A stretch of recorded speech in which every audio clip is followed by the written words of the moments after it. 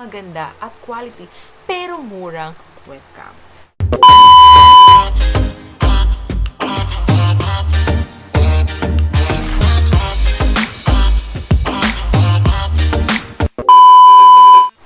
Hi guys! Welcome back here in my channel. This is Teacher Mira Kristel of 51 Talk. Again, I'm here! It's been a long time. I think it's been 1 week since I uploaded my last video. But this time, I would like to share you my first unboxing experience, which is my Logitech webcam. But before that, so don't forget to click the subscribe button and push the notification bell para lagi kang updated sa lahat ng videos ko. So without further ado, let's get started! Yay! Eto na siya! So, if you wanna know about this, so you have to stay here in my channel until the end, okay? I know some of you teachers are looking for a good, quality, and affordable webcam. So, let's see kung talagang quality ba siya, or affordable ba siya, o maganda ba ang resolution niya. You know naman, napaka-importante ang looks! Di ba? Alam niyo yan, mga girls! So, ayan guys, bali, ito na, bubuksan na natin. So, actually, it's fresh from China. So, kararating lang niya. So nakikita nyo, ayan, my name. And I purchased it from Shopee. So, today, we are going to unbox this. Yay! Finally, actually, tagal ko inintay ito. Bubuksan na natin. Paano ba?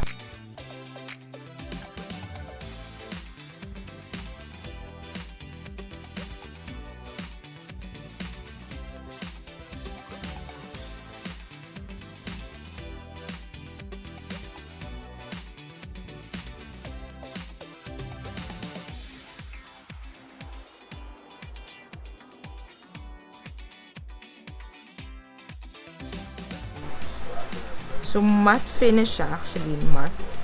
Hindi siya yung glossy. So, okay naman. Ito siya. Logitech C270i. Yan. So, ito. Dito kinakabit actually yung sa monitor nyo. Dito siya. Ikakabit siyang pa ganyan. So, pwede nyo siyang i-adjust. Yan. Ito. And then, so, may ganito siya. This device,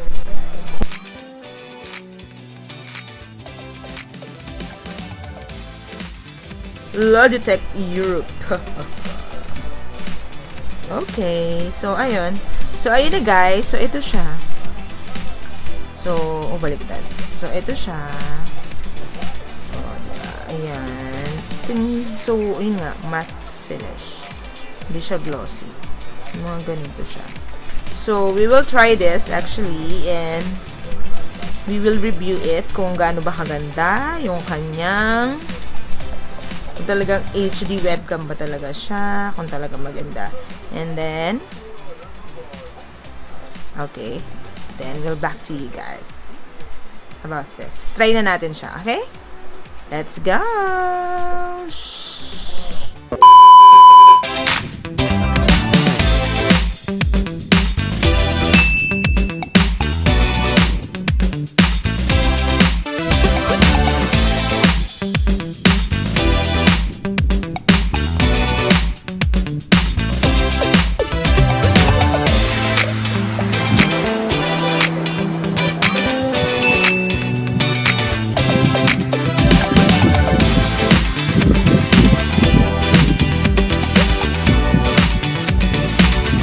Ko doon yung pinagkaiba ng built-in camera ko at ng talagang external webcam. So, napaka-importante kasi nito eh.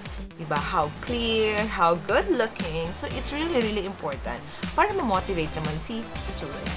So, here in 51 Talk, you should be very professional. Diba? And really recommend Logitech because actually, I'm a fan of Logitech. So, for me, I can give this a 2 thumbs up for me. But I don't know with the other teachers kasi kanya-kanya naman tayo. May iba, mas okay yung Evertech, mas okay yung A1Tech, o yung ibang walang brand. So, it depends on you guide.